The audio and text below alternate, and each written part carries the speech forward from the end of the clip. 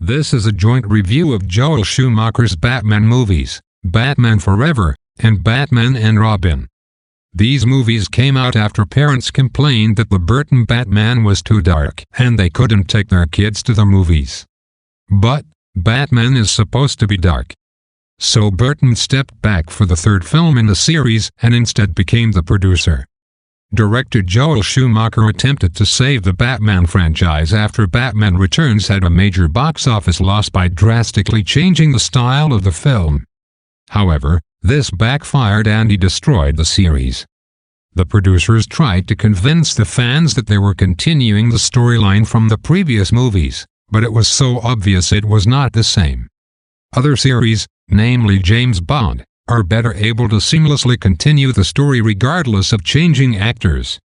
Furthermore, to change the style of the movie they abandoned their iconic soundtrack from the previous movies.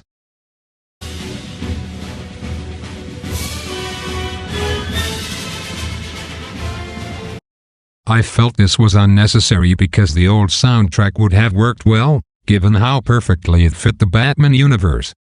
They could have at least used the Batman theme from the other movies and incorporated it with the new style.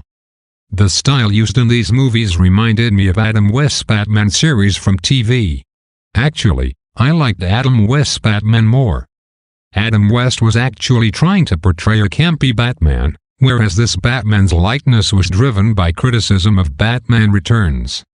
However, if they had listened to the large fan base that loved Tim Burton's Batman, they could have prevented Joel Schumacher's disaster. If there's anybody watching this that, let's say, loved Batman Forever and went into Batman and Robin with great anticipation, if I disappointed them in any way, then I really want to apologize, because it wasn't my intention. My intention was just to entertain them. Let's start with Batman Forever.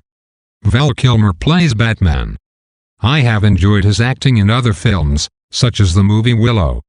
However, he was such a disappointment after Keaton had developed Batman into a dark, serious, and complicated role. For instance, there was a sense of instability in Keaton's portrayal of Batman that kept me interested in him and made me believe that he was really Batman. For me, Kilmer never became Batman on screen the way Keaton did. I think this was because his character really lacked depth. Nicole Kidman played Dr. Chase Meridian.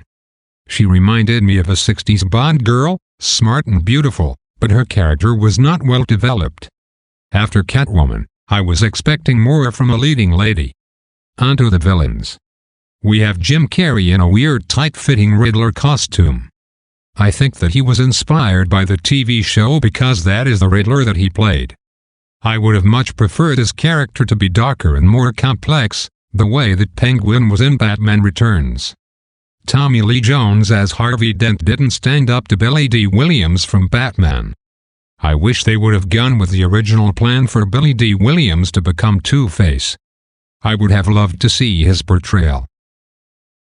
Now, let's talk about the worst Batman movie of all time, Batman and Robin. George Clooney probably sounded like a good choice to portray Batman. He has proven himself as a great actor, but even he has said publicly that he regrets playing Batman. I always apologize for Batman. His role was little more than not-so-funny one-liners and cliches. In between these awful lines were horribly orchestrated moments of action, or what was supposed to be action. It's hard to call ice skating and surfing on spaceship pieces action. Yes, you heard me right. Those were the action scenes in this movie. Robin, still played by Chris O'Donnell, was useless as a sidekick.